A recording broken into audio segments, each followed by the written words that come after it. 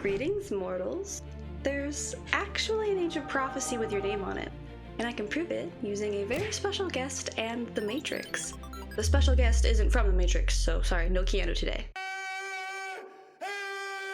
Now, you might be thinking, oh, little old me, the chosen one, well, I couldn't possibly, I don't even have superpower. Of course not. It's not what the prophecy says. Let me read it first. It says, welcome to your story, which is also the only story, the hero's journey. Now you might argue with me, Rachel, there are more tropes than just the hero or the hero's journey. But follow me here and you'll see why. So back when thinking was still cool, Plato realized something. Everything around us is always changing. Everything except the idea of things. The idea of love is never changing. Those kinds of concepts he ended up calling his forms. Those are called Plato's forms if you're interested. Essentially, Plato brought up the idea that this physical realm we live in is always changing. So then we can see the hero's journey isn't about being the very best like no one ever was. It's about becoming the best. And you're gonna do that. And it's scientific. Here to prove my point, we have Carl Jung! The Rachel's Paradox Experience. Oh, I did it. Really? Oh, I did Well, it. I'm glad you can make it. I thought you were dead. I get that all the time. Well, it's good to have you on the show tonight, Carl. Glad you could make it out. Could you explain a little bit about yourself and your psychological process? Hi, I'm Carl Jung. I'm a Swiss psychologist from 1875. I started my career studying under Sigmund Freud when we got into what the kids would call beef. It was Biggggggest. Yes, so I disagreed on his theories on... Valid. And no, that's so I got fair, Carl. publicly ostracized from the medical psychological field. It's fine. Because it led me to the theory I'm known for now. Yeah, that Freud guy. I would not invite Freud on the show. I'll tell you that much. Freud? I'm totally He's over not making it on the show. I don't No. hold any grudges.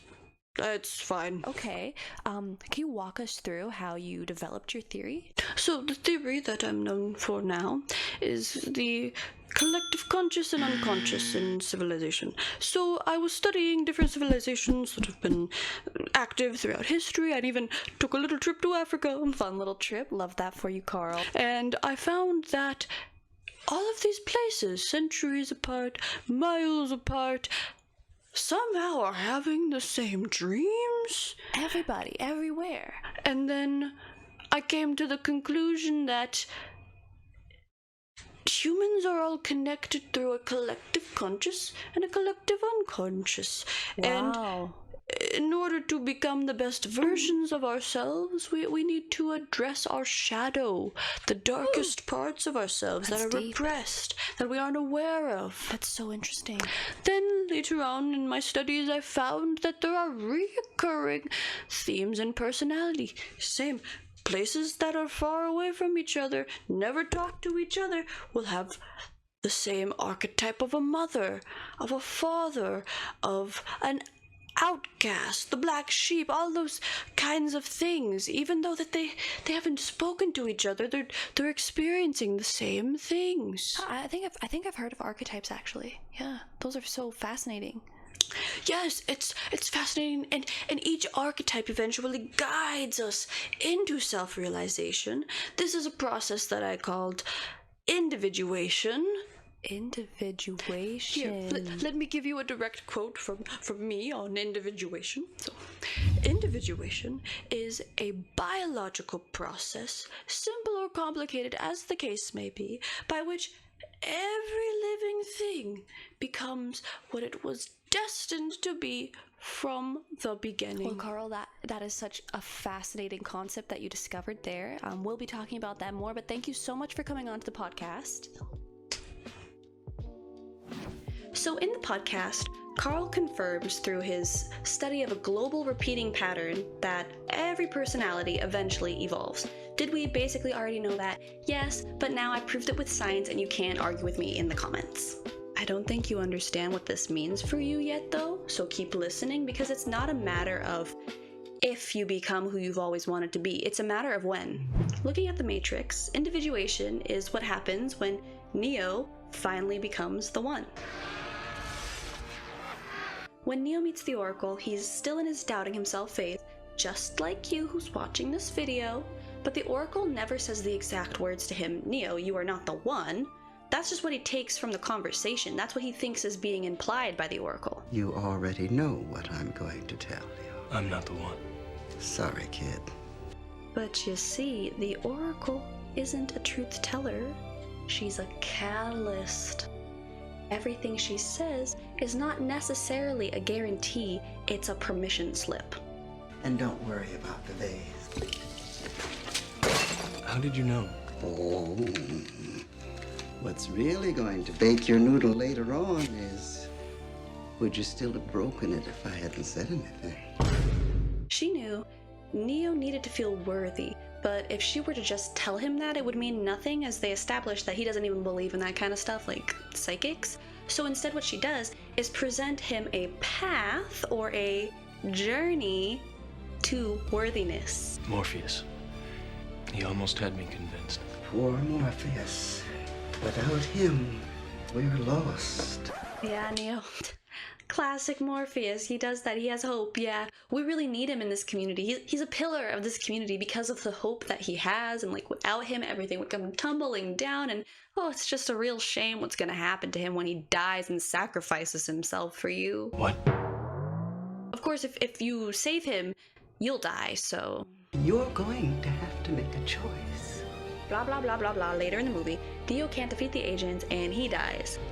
And as his consciousness is fading, Trinity gives him a kiss. So everything leading up to Neo's death, Morpheus's belief, Trinity's love for him and her prophecy being that she will love the one, the Oracle saying maybe next lifetime and he literally died, all of that stuff isn't necessarily proof that he's the one. That's just material for a story. It was Neo's choice whether that story was in alignment with him. He didn't become the one, he became Neo. The man who was willing to sacrifice his own life for a pillar of the community. The man who loved Trinity for who she was, not that she idolized him. You see, the Oracle never told him he was the one. She told him he's a good person. You have a good soul, and I hate giving good people bad news. The only thing that the Oracle did was breadcrumb Neo into finding the tools that he already had within himself to become who he was always meant to be, individuation. Are you understanding what this means for you? Individuation is the hero's journey because it is the journey. It is the journey.